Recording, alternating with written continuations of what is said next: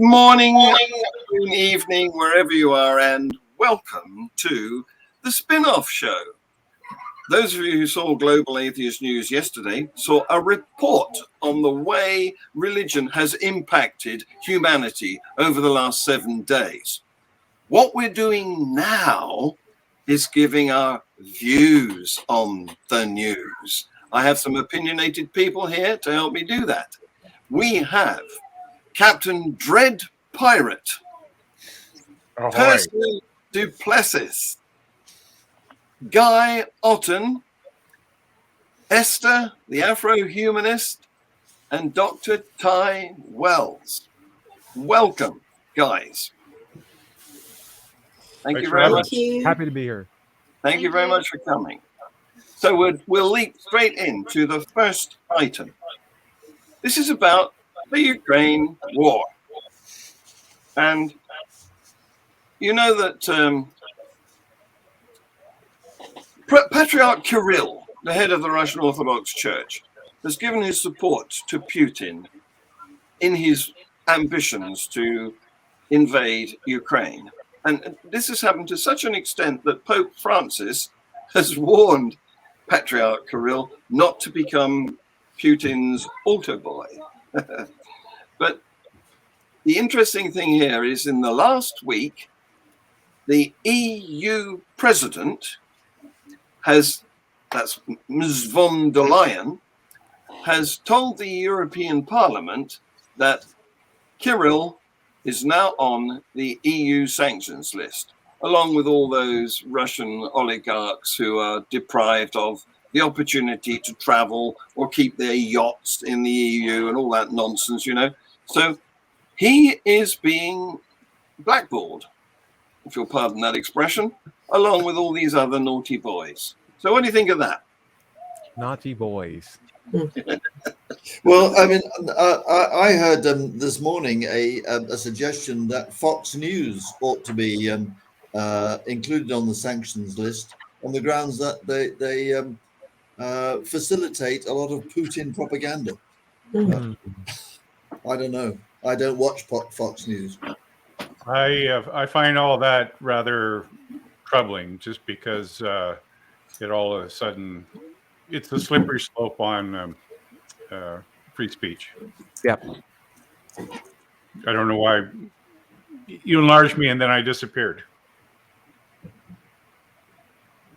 I mean, we did discuss this the other week, didn't we? When we regretted how religions tend to sort of follow the nationalist program and used to do that more in the past, and how recently in the West religions have been a bit more independent and have been sometimes critical of national war efforts, you know, and invasions. And Absolutely. It's a pity that Kirill has not felt able to be a bit more independent. Yeah, I always think when something like this happens, what would Jesus do? I know what the spaghetti monster would do, and he's not very happy with all this. Are just are not absolutely not in support of war of any kind for anywhere. I think disappearing for 2,000 years isn't much of a talent and a need right now, but it's fine. Mm-hmm. What I find ironic is that the Pope is willing to chastise one of his actually fellow brethren for agreeing with a leader who's perpetrating human rights abuses, while the Catholic Church doesn't have a blemish-free history itself in that regard. So I do find it quite ironic. Yeah, definitely. Yeah. What's the expression? First sort out your own church. Take the plank out of your own eye or something. That's it. That's it. Yeah. Yes. Thanks, Guy. Yeah. And I suppose it's not going to do much to heal the schism between the Eastern and the Western churches, because we have to remember that the Orthodox Church is actually and that's representative of the first great schism in Christianity, and they Yes. are actually still trying to heal it. So I suppose that comment's not going to do much to heal that little spat in the Christian family. Yeah. Mm, yeah. And another point too is given the attitude that the Pope has had towards Canadian Indigenous peoples with respect to residential schools and Yeah. the deaths of children, he's talking out of two sides of his mouth. Yeah. Well, I'm sorry these news items keep rumbling along and coming back and hitting us again, but that's the nature of the beast, I'm afraid. Mm-hmm. And here's another one, because you may remember that there was an Islamic State group that 2017, was videoing executions in Syria. And these were actual beheadings. It was gruesome stuff. And a lot of the perpetrators were killed, but one of them is imprisoned in the US now. He's a survivor so far, but he appeared before the court and pleaded guilty to 8 criminal charges relating to abduction, torture, and beheading of IS hostages. And he's originally from London, but he was stripped of his British citizenship in 2018. His name is Alexander Cote, and he has been jailed for life. So your reaction to that, please. Good. Yeah. Yeah, absolutely. And going back years ago, it was completely just outrageous what these people were doing, and to broadcast it and to claim that they're doing this in the name of God. And I'm pleased that it's fizzled out. I'm not sure if it's still going on, but I'm pleased that it's not something that we hear about. And if I'm not mistaken, was ISIS completely taken over, right? ISIS was completely defeated, was it? Well, it's rumbling on in various remote parts of the world. In fact, in Afghanistan at the moment, a remnant of ISIS is actually having an argument with the Taliban. So we're going to talk about that later. One of the things that I wanted to mention is that this guy was extradited by the Americans, and quite rightly so. But some of his victims were Brits, Yes. including one who lived quite near me. And he was an aid worker, and who was there, actually delivering aid to people. And he was captured and killed. I mean, the whole thing is, outrageous. And what I'd like to see is him being extradited to the UK now to face a further trial in respect of that. Yes, indeed. Well, you'll be pleased to hear that the judge of the court that's just sentenced him to life, Judge Ellis, he described his actions as not outrageous, but that even better word, egregious, violent, and inhumane. And he ended up saying, because the guy, Cote, seems to have some remorse, apparently, and had offered to meet his victims' families. It's a bit late, but and the judge said, if there is an afterlife, maybe you can seek recompense there. Now, what's interesting about that is a US judge included the word if in the sentence about an afterlife. Something that always strikes me when we talk about extremist religious groups, I have to think back to Sam Harris, and I would love to hear what the more moderate Islamic people would have to say about things like this type of extremist deeds, because as who is a non-believer, I wondered to what extent one could argue that the more moderate versions of the faith to what extent does that enable the breeding of extremist groups? Yes. Absolutely. I have my opinion on that, but since this is my first appearance, yes. I'll be a little bit more opinionated than I mean, the reality is that more moderate or mainstream Muslims spend a lot of time promoting themselves as a religion of peace. Yes. The reality is that these extremist groups exist within what I call a hinterland of condemnation, support, sympathy, and actually shared values. And there's a sort of spectrum or a sort of ripple effect, and they wouldn't be able to do what they do unless they had behind them people who pay money or protect them or give them information and encourage them, that kind of thing. That's right. If they're silent moderates, they're effectively condoning the action of the fundamentalists and offering their bodies as numbers to be counted in the alleged support for Islam. But I want to mention, I just want to mention that there are some people who are unfortunate in that they're not even, let alone fundamentalists, are not even moderate Muslims. They just unluckily happen to be born in a country where you get stamped with that label and it's put in your passport. These are effectively atheists who have been labelled Muslim, and I've got one of them in my household.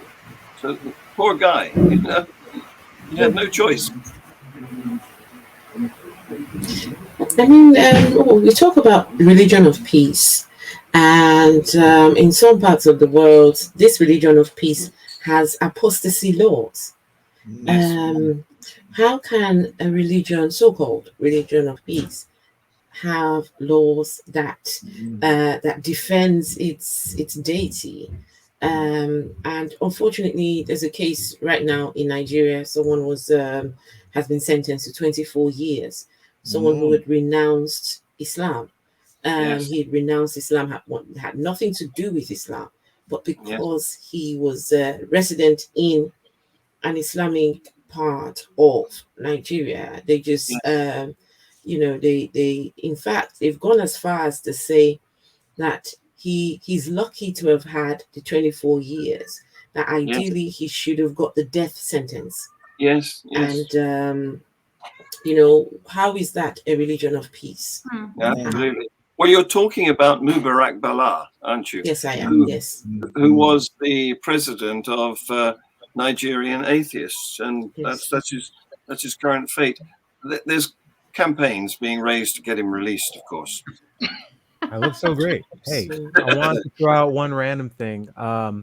This is sort of an indication that silent moderation, or being in the silent majority but quiet, is in no way beneficial to getting rid of these polarizing ideals that are like easily taken over. And it doesn't just go to Islam, it goes to racism, it goes to how we treat women in America or anywhere else in the world. It is a common aspect of human condition that crazy loud people get the attention, and people who disagree with them tend to be quiet and think that that's solving the problem when it's not. So if you are against this sort of radical nature, it is important that you make your voice known, that you make it heard, that you speak up, that you are actively anti-racist, anti-dogmatic, and pro-critical thinking, and make sure that it's okay, that you foster a culture where that is acceptable, so other people feel like they can speak up too, because that's how we silence these, out of control personalities. Absolutely. There's a great quote, isn't there? I'm not going to be able to remember it perfectly, but they came for it's Dietrich Bonhoeffer. Yeah, they came for the Jews, they came for the communists. I said nothing, and then they came. When they came to me, there was no one left. I wasn't a communist, so I said nothing. I wasn't a Jew, so I said nothing. This is like four people doing a clown, a police officer, and a doctor walk into a bar joke at the same time. It's like, no, it was a plumber, a lawyer, and a mathematician. I thought it was a clown in there somewhere. Well, the message is it's a bad. Sorry, I just want to say the message is it's a bad thing to be a member of the silent majority. I'm sure I've heard someone a quote. Evil thrives when good people do nothing. Correct. Yes. Yeah. Yeah. Not only that, Yeah. but like your biggest power is giving it to someone else, right? Yeah. So keep that for Yeah. yourself. Speak up. Speak up. All right. Yeah. Yeah. Thank you guys Absolutely. so much. Okay. Next item. This is another ongoing. Oh, bye, Ty. Thank you for being here briefly. Have a good evening. This is another ongoing dispute. This one's been going for 2,000 years. And Not another one. yeah. And this is a story about an Israeli security guard who was shot and killed in a terror attack near the entrance to the West Bank settlement of Ariel on Friday night. The security camera footage showed a blue Suzuki vehicle driving up to a guard post where a person in the passenger seat opened fire. Then the gunman and the driver both got out and continued to fire into the guard post before driving off. And one of the guards was dead at the scene. And there you go. The Hamas terror group praised the shooting, saying it was a heroic operation. There you go. Can I come in here quickly? Sure. I'm watching a series on Curiosity Stream about. I'm trying to look it up now because the name of the presenter has just slipped my mind. But he was actually in the Iranian hostage crisis in the 1970s, 80s, there. And he's doing this documentary about Israel and the biblical origins of Israel. And Yes. the episode that I watched last night, and this makes this incident so much more sad and tragic.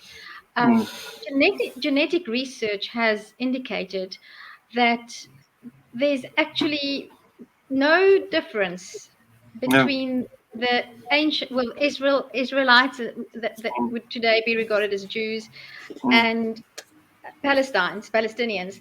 They were originally descendant from what the Bible calls the Canaanites. Yes. It's one nation. Yes. Right. Yes, indeed. And the ongoing conflict is there's no basis for it. No. And it's so Outside of the sad that ideological.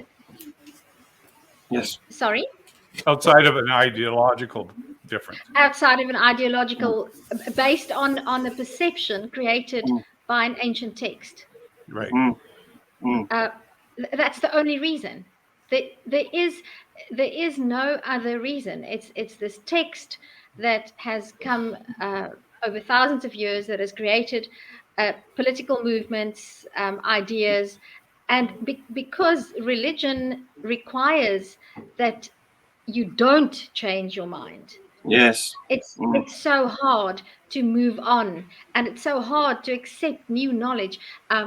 John knows that my hobby horse is critical thinking skills, and the greatest issue that religion causes in society is it prevents people from accepting the latest, the newest ideas. Yes.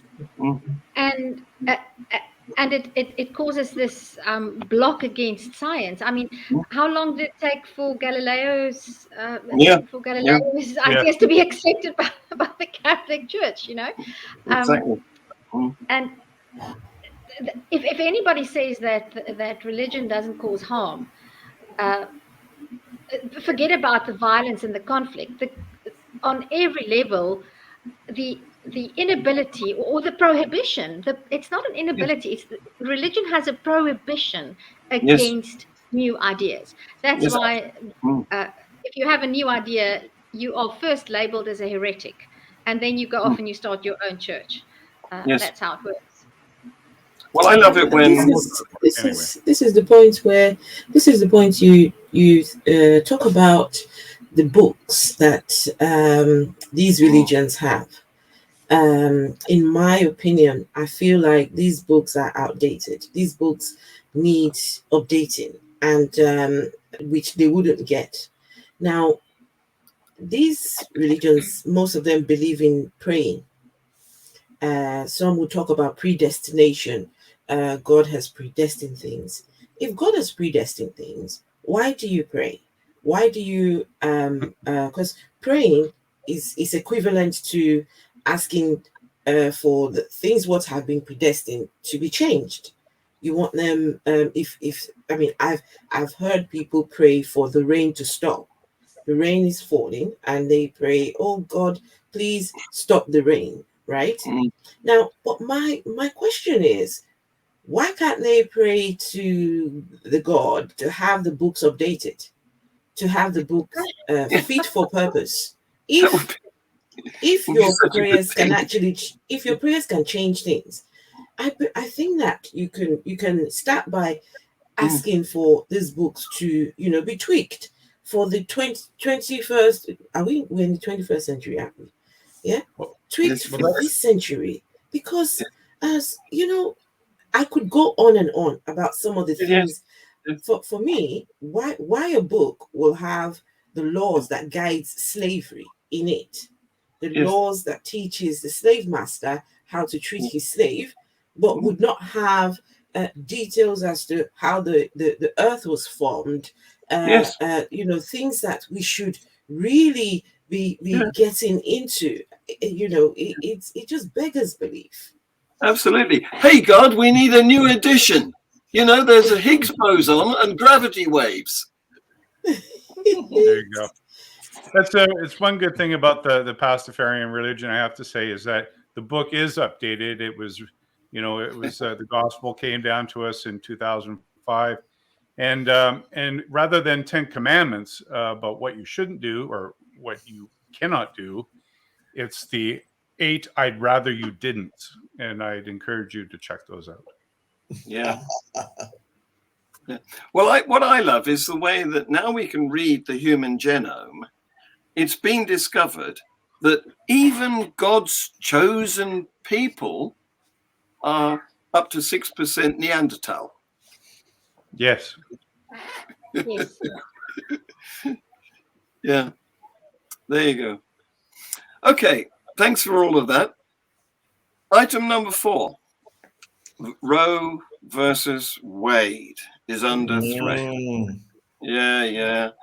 Millions of women across the US could soon lose their legal right to abortion. This document has been leaked, and according to it, it's a first draft, but it was circulated around the Supreme Court on the 10th of February, and it appears to show that it was written by Justice Samuel Alito, and it appears to show that the court is likely to overturn the famous 1973 ruling for legalizing abortion. And even President Biden, who is, of course, a Catholic, says if the court does overturn Roe, it will fall on our nation's elected officials at all levels of government to protect a woman's right to choose. Now, I support him in his major statement, but what I don't support, he's trying to use it as a campaigning tool. That's what politicians do. He's saying but doesn't go on? I just have to say that we have a Pastafarian, and I shall not comment on this topic, because if I had to make a religion for myself, I'd be a Monty Pythonist, and therefore every sperm would have to be sacred. So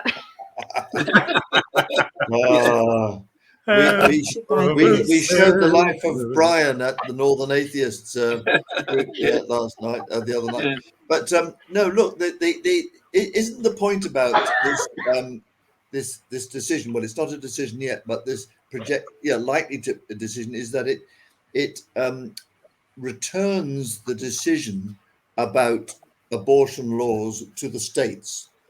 So in that sense, Biden is right that the campaign now goes back to the states. Some states allow abortion.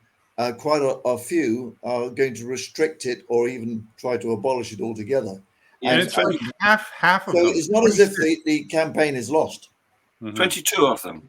are likely to I thought it was restrict it. 26. Yes. And Or- the- yeah, I guess the, there's only 50 or whatever. The thing that the Margaret Atwood, Yes. the famous author who wrote The Handmaid's Tale, wrote a Yes. very interesting article which was in the Guardian this morning, Mhm. and in which she talked about the forcing of women to have children or have babies against their will as really an imposition of slavery on them. Yes. I thought that was a very interesting point that she made in that. I would recommend it. It's online. Oh. Margaret Atwood. Yeah, short Yes. article, very powerful. Yes. I've forgotten that our northern branch, this is Atheist UK, Atheism UK, and Guy is one of the lead people in our northern branch, and based around Manchester. I'd forgotten that you were going to screen Life of Brian this week. Yes. Did it go all right? Because Yes, it went fine. It was very enjoyable. Yes, we were able to, well, enjoy it really. were you able to project it or put it on a big Yes, screen? we were Excellent. able to project it. Yep. Great. And incidentally, Manchester's not that far from Yorkshire, depending on which part of Yorkshire you're in. So, Tersia, maybe we can see you when you're up there. Well, we fly to Manchester. We actually All right. land in All right. Manchester. Yeah. About the abortion issue, you know, I find it not only in the sense of the Roe versus Wade and the whole thing in the United States. In South Africa, abortion is legal, but for religious reasons, people are still not very inclined to go for abortions. And in the town that I live, we have had in the past month 6 cases of babies being found in dustbins. Now I don't live in a big town. It's a smallish rural town. To have 6 babies found in drain pipes and dustbins is, when there is abortion, free abortion at state clinics. Yes. The reason women don't make use of that service is because of shame. Yes. Because even though I have heard and read testimonies in the press of women asking for an abortion and then the nurse telling her that she's doing a sin. So what kind of Yes. willingness will you have to ask for an abortion? And imagine the terror of Yes. going through a birth Yes. all by yourself somewhere in the streets, Yes. and the trauma of that. Yes. What is worse, you know? Yes. Well, you're absolutely right. The problem here is not whether or not abortion should be legal, because if you make it illegal, all you do is increase the number of women who go to illegal abortion clinics and risk dying themselves. The problem here is religious shunning, shaming. Yes. That's what we want to get rid of. It's a cause for joy to give birth, not a cause for shame. Yeah. Yes, and what Margaret the thing Atwood is, was saying was that giving birth is a voluntary act of giving life. It's a positive thing. You can't force a woman who's unwilling to do that without Or essentially incapable. making her a slave. And I think that's a really powerful point. That's exactly it. I heard someone argue that babies automatically go to heaven, going by these some of these religions doctrines. So if babies go to heaven, shouldn't they be happy? Shouldn't they, shouldn't that be something they rejoice over? But that's not my argument. That's just something I heard someone say. And the second thing is, yesterday I was reading a story by a lady who has been impacted by the Roe and Wade bill.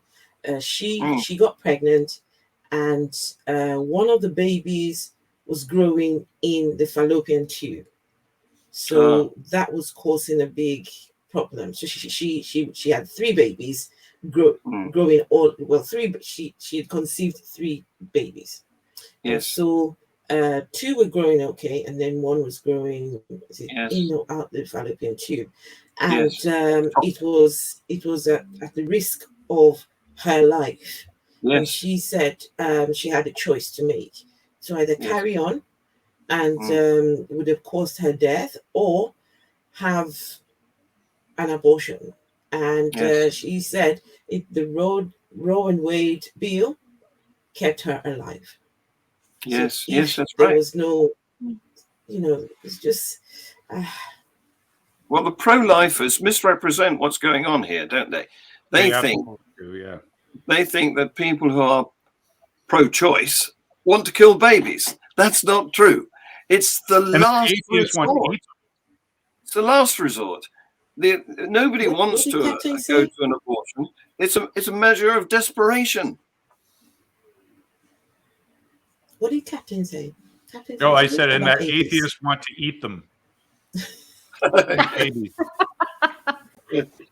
Well, I want to. Maybe the pastafarians can provide the pasta to go with them.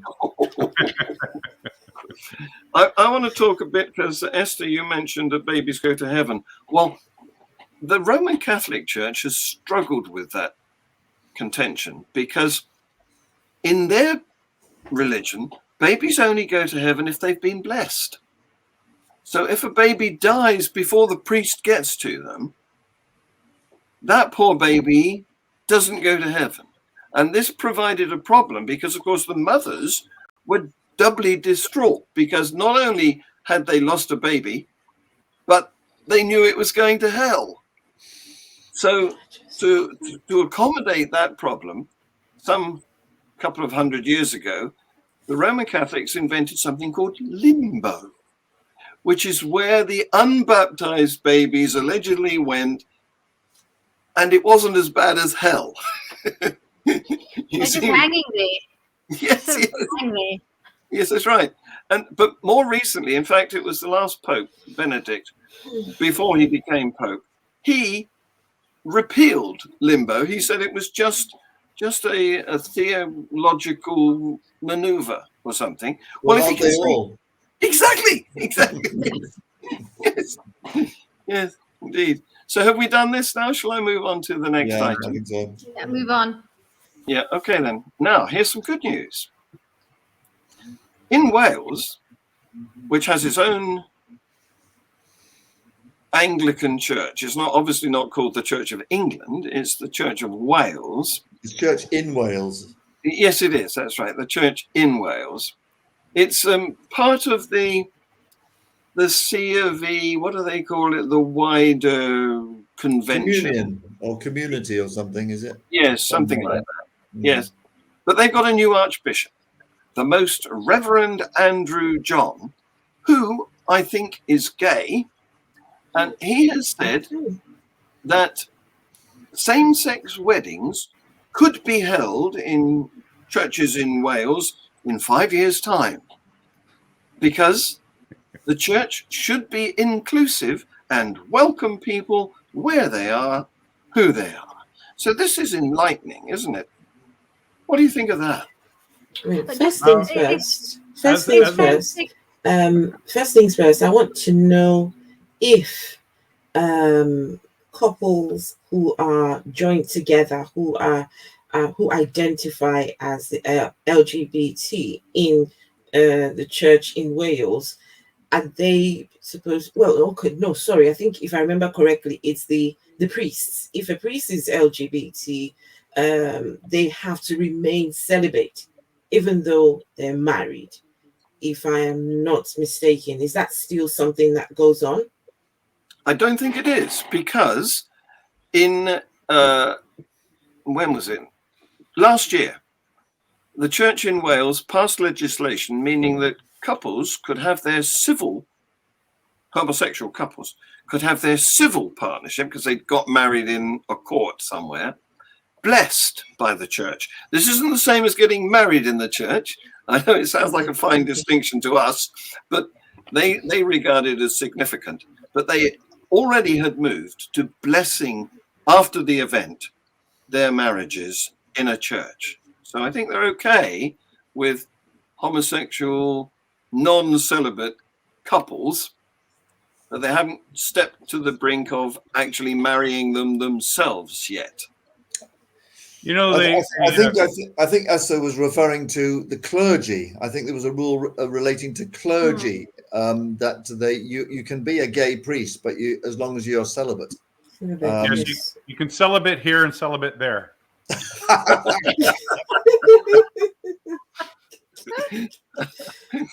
Well, I mean, it's all very weird. It's all very weird for us. Ongoing, or is that still ongoing, Guy? I think it is, but I don't really know, to be honest. Well, it would seem Tersia wanted some clarification. Tersia, you got lost there. What was it you wanted to clarify? No, my question's been answered. I was just, I presumed as much, but I wanted to confirm that gay marriage was indeed legal from a secular, from governmental. Oh yes, yes. Gay marriage is legal in England, Scotland, and Wales. Not in Ireland. I think Northern Ireland is getting there. It's a bit more complicated, and Southern Ireland it's legal as well. So why would a gay couple, or any couple for that matter, want to get married in a church? I mean, can't you get married? There's so many beautiful places besides churches that you can get married in. Why? Yeah. And if it's a civil union in any case, I mean, surely I know that in South Africa, for example, the church thing is just sort of tradition. The real marriage, or the contractual relationship is a governmental one. So that's right. Why is this even an issue? I'm in Canada. I'm a marriage commissioner, so I have an appointment for 10 years to through vital statistics to marry people in a secular union. So and of course we don't discriminate on anyone's sexuality or gender identity, and it just boggles my mind, as Tersia points out, that why would anyone want to get married in a church when the faith prohibits marriage amongst same-sex couples? Why does the secular why does secularism always lead the way in human rights? You know what I mean? Like, why can't we just figure this out? Yeah, absolutely. Can I just let you know some of the reasons why some people would choose to get married in church? For a lot of people, it is the family connections. My mother got married at that church, and so it's a family custom. For some people, it's the building. It's I just love the church. They want to have the photos, having the church, and some people they want to have a priest join them together. There are lots of different things that make people want to. And here in the UK, it's not really about the beliefs. Because I was about to start training to become a priest in the Church of England, and you find that a lot of people who never attended church, but for weddings they will come to church to ask for their weddings to be done, and when it comes to funerals, that's when you see most of these people. It's more like a culture thing to have your marriage in church and to have the priest be at the to conduct the funeral, and also baptism when it comes to baptizing the babies, and so for some people it's just culture, it's just what we do, it's just the norm. And lots of them don't believe, they don't necessarily believe. Well, it's a on that. I was just going to say on that, I've actually had experience that couples don't know that there's a secular option, and that there's an assumption, and that is a cultural one, that if you want to get married, you have to get married in a church. So it's not necessarily. I mean, you're right, and certainly you're right in some cases, but Again, I think, I know for sure, just based on my experience, that there are couples who just didn't know there was a secular option. And when I've been contacted as marriage commissioner, they, in some cases, assume that I'm sort of a non-denominational marriage commissioner, like a chaplain. But I point out to them, and I've had a case where someone said, well, we're not heavily religious, but we, have some of the vows that we want to include that refer to God and whatnot. And I say, well, I'm sorry, I can't help you there. You'll have to talk to a priest or a chaplain or whatever, because the service that we provide through Vital Statistics is purely secular. There is no reference to any divine being or any kind of religious notion whatsoever. Yeah. I mean, I used to be a humanist celebrant doing marriages, funerals, etc., until relatively recently, and the reality is that humanists, who represent atheists as well, are building a new secular culture where we don't need religion, and it's interesting to see, religious churches and groups, in a sense, catching up with us, but they're way behind, Yes. Because of their theology is holding them back, and we understand. Right. Yes, it is a tradition thing. I was raised in a non-religious circumstance. I had lots of uncles and aunties. None of us went to church except for a wedding, because it is that traditional thing. So I just wanted to finish on this item with an update on the situation here in the UK. Same-sex marriages are not currently allowed by the Church of England or the Church of Scotland. However, the Scottish Episcopal Church voted to allow gay couples to marry in their church in 2017, making it the first major Christian church in the UK to allow same-sex marriages. Basically, we're dragging them screaming into the 21st century. That's exactly right. Yes. Okay, now I don't know, we've lost our American, our one representative of Southern Canada, as Swedish Steve calls it. But there is an item here which is American oriented, and it's about Representative Marjorie Taylor Greene, who is legendary or notorious, depending on your attitude, a Georgia Republican representative, who has spoken in an interview. She said the United States is so sinful, she doesn't understand why God hasn't destroyed us. And she suggested that Satan is controlling the Catholic Church. The obvious answer is that perhaps God doesn't actually exist. Surely not. It's this idea. Is this idea that even the nicest of Christians, even the ones that you think will not hurt a fly, the beliefs that they hold can be quite problematic. There's some of them who are waiting for Jesus's return.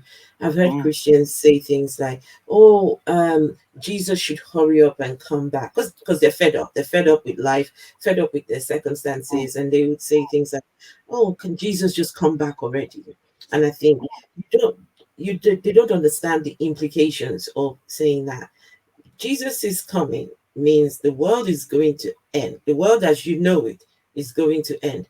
And the chances of you being with your Jesus is quite slim, because the scripture says that narrow is the path that leads to heaven, and broad is the way that leads to destruction. So even the scripture says, the people who are going to be with Jesus in heaven, it's only a minute number. And the people who are going to be tortured and to burn in hell, they're going to be way more. So they don't understand the implications of the things that they say. And for me, even the nicest of the religious people, their beliefs can be very problematic when you get down to the bottom of it. Imagine, talking about destruction of the world. Do Yeah. they hear themselves sometimes? I don't think they do. Well, It's it's the same reason people buy lottery tickets. They think that in their own mind, it's their time, and the winners. regardless of the odds, if it's a 1 in 1 trillion to win $1 billion, people buy tickets in droves, believing karma is God has chosen them, or karma they've built up the karmic bank account or whatever. But another thing is that really, like police officers are required to take a psychopathy test. That should be really something that politicians are required to take as well, because too often you hear of these people becoming politicians in order to use it as a platform to promulgate their And we mentioned no names here, do we? Yeah. Particularly craziness. And I dislike the lottery ticket buyers, because they queue up in front of me. I want to collect my milk and pay at the counter, and they're to get going. They're taking hours to go through all these. Yeah, very annoying. But to finish off this item, Marjorie Taylor Greene, who is herself an evangelical Protestant, revealed this information, gave her opinions in an interview with a right-wing, a far-right Roman Catholic church group called Church Militant. And they so liked what she said, they've made a video which is called Marjorie for Pope. But then she'd be Satan herself. Right. I mean, doesn't she see the irony in that? And just, you should go back to ironing. Yes, but the whole concept of Satan and Satan being in charge. I had the conversation on Friday where I said to somebody who mentioned Satan to me, and I said, "But where does Satan come from?" And no, God created him.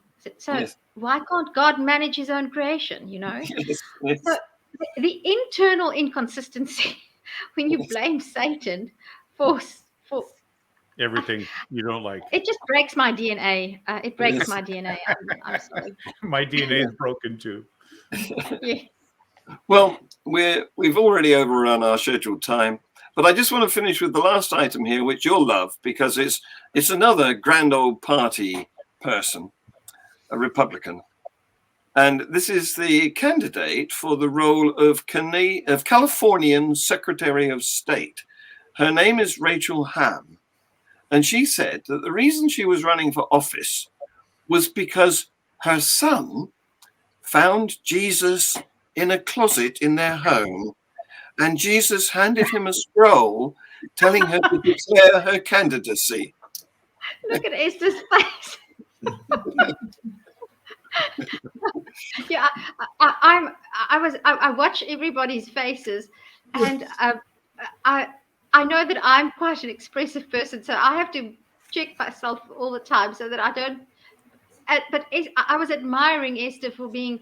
I was thinking I must learn from Esther how to behave in this type of activity where you keep this straight face and you don't fidget and you sort of look serious. And then when you said you found Jesus in the closet, we're like. Yeah. You only have to keep a straight face if you're on the Tucker Carlson show.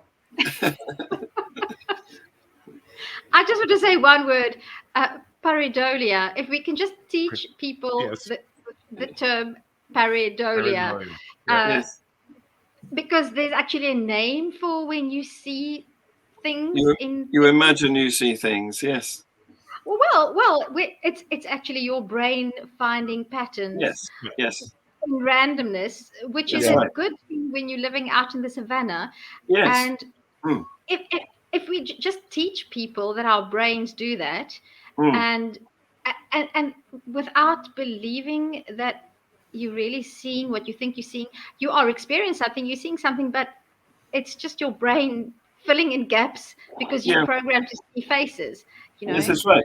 So maybe when they when they look in their closet, maybe they shouldn't hang a shroud up in there. Well, what I want to know is, if it's pareidolia, where'd the scroll come from? Yes, indeed. Oh, it's just too much craziness. Anyway, guys, you have been truly wonderful. So I'd like to thank Tersia from South Africa, Guy from the UK, Dread from British Columbia, and Esther, also from the UK, different part of the UK. Thank you very much for being on Global Atheist News Review. And I hope to see you again next week or at some other time in the future. Bye. We could Bye. I'm in. Bye-bye. Bye.